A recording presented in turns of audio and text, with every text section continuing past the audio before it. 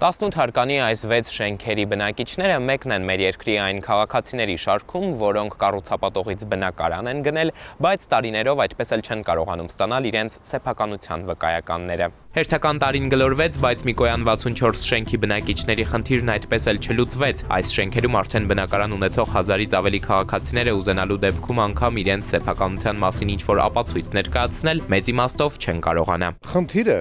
մեր խնդիրները շատ վաղուց է գալիս։ Ընդհուպ միջև Հայկ Մարությանը, այսինքն ինչ է կատարվել։ Այդ ժամանակ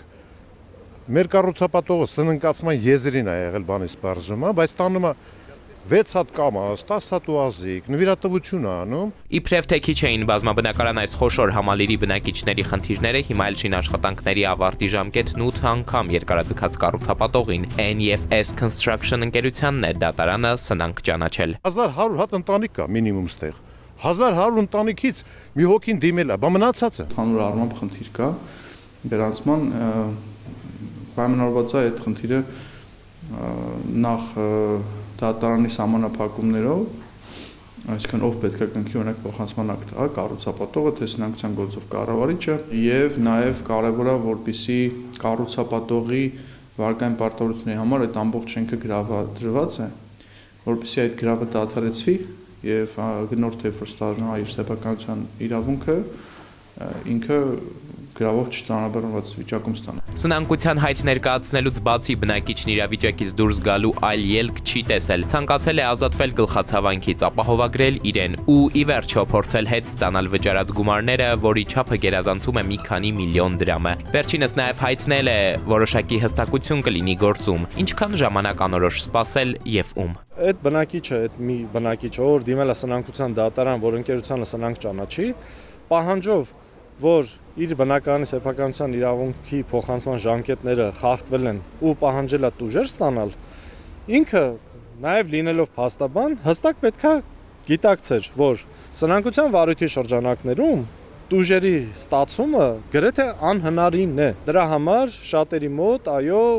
շատ տենց հիմնավոր կասկածներ կա, որ այս սնանկության process-ը իրականացվել է միտումնավոր, կանխամտածված։ Մեր երկրի այս կամ այն գերատեսչության դիմաց գրեթե ամեն օր կառուցապատողների հետ ունեցած իրենց խնդիրներից բողոքող, առկախ մնացած հարցերի մասին հազանգող քաղաքացիների տեսնելը արդեն սովորական դարձած, կայացած փաստ է։ Այս դեպքում քաղաքացիների դժգոհության առանցքում հենց սեփականության վկայականների խնդիրն է, բայց ի տարբերություն մյուսների Միկոյան 64-ի դեպքը եզակի է։ Կառավարությունից հայտնում են, որ այս բնակարանային համալիրը ստացել է ավարտական ակտ, ինչը մյուսների դեպքում բնակիչների սեփականության վկայագրերի տրամադրման հետ կապված գլխավոր խնդիրն է։ Ստացել են ավարտական ակտը առանց շահագործման թույլտվության, ինչն էլ հիշեցնեմ պատճառ էր հանդիսացել, որ շենքերում արդեն տնավորվածների համար քաղաքապետարանը տուգաներ կառուցապատողին, վերջինս էլ ոստիկանություն դիմեր բնակիչներին դուրս հրավիրելու համար։ Սակայն սա շահագործման թույլտվություն ստանալու ճանապարհին հանդիպող միակ խնդիրը չէ։ Այս տեսքն ունեցող տարածքն ըստ նախատեսվածի հիմա արդեն պետք է լիներ այսպիսին՝ կանաչ, զրուցարաններով ու շատրվաններով, մինչդեռ հողատարածքն օտարված է մեկ այլ ընկերության լրատվամիջոցների պնդմամբ օտարողի հետ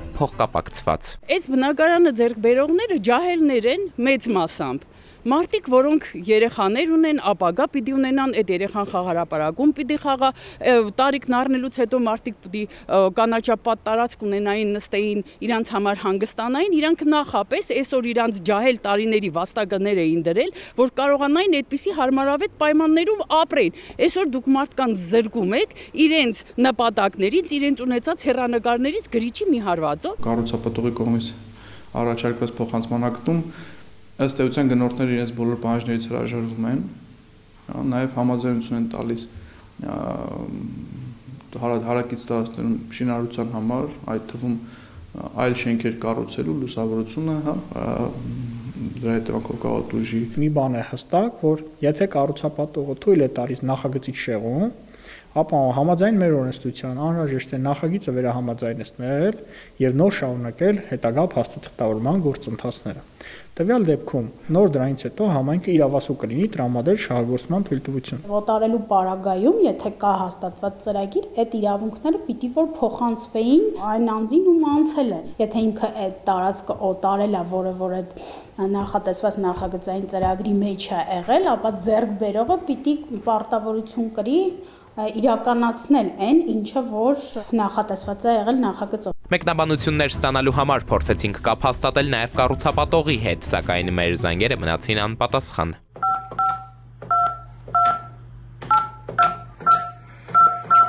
Բաժանորդը, որ ինձ զանգահարել եք, այդ պահին զանգեր չի ընդունում։ Եռանկյունում մնում է քաղաքապետարանը։ Բնակիչները դժգոհում են, թե համայնքային իշխանությունը քաջատեղյակ է խնդրից, բայց քայլեր չի ձեռնարկում, գոնե տեսանելի արդյունք չկա։ Մինչդեռ Երևանի քաղաքապետարանի պաշտոնյան Սուրանկյանը վստահեցնում է, ահազանգերի հետքերով գնում են ակտիվ աշխատում կառուցապատողի հետ, սակայն սեփականության վկայագրերի ստացման հարցում անելիք չունեն եւ առհասարակ բացի օրենքով ամրագրված պարտականություններից, ինչ անել գնորդների ու կառուցապատողների երկկողմանի կնքված պայմանագրերի շրջանակում։ Մենք վերջին անգամ այցի ժամանակ որոշակի խնդիրներ կար, որ ներկայացրեցին կառուցապատողին, դրանք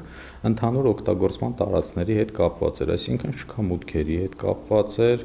ընդհանուր ավտոկայանատեղի հետ կապված, որտեղ կային որոշակի աշխատանքներ, որ դեռ պետք է իրականացվեին եւ մեր կողմից նաեւ եղան այդ դիտարկումները եւ մենք հորդորեցինք, որպեսզի հնարավորինս սեմ ժամկետում իրականացնեն, որտեվ հակառակ դեպքում շահագործման թույլտվություն տրամադրելուց հետո այո այդ նույն շահառուների բնակիչների դժգոհությունը արդեն կհասցեագրվի Երևանի քաղաքապետարանին։ Այնուամենայնիվ բնակիչներն այս ընթացքում վնասներ են կրել։ Փաստաբանը ներկայացնում է օրինակ հավելյալ բնակարանի վարձակալությունը, ընդ որում երբ զուգահեռ իրականությունում մոտ 10 անգամ երկարաձգվում է արդեն իսկ գնացի շինարարական աշխատանքների ավարտը։ Իսկ նման դեպքերում ինչ պատկեր ունի դատական պրակտիկան, իրավունքները վերականգնվում են, մասնագետի պատասխանը բացասական է։ Ավելի շատ մերժվում են բացակայության, ապացույցների բացակայության եւ նույնիսկ կարող է տարերից մեկը բացակայել, մեղքի բացակայության եւ այլն։ Եթե մենք զարգացնենք այս իրավունքը, պրակտիկան զարգացման գնա, այստեղ ակնհայտ է, որ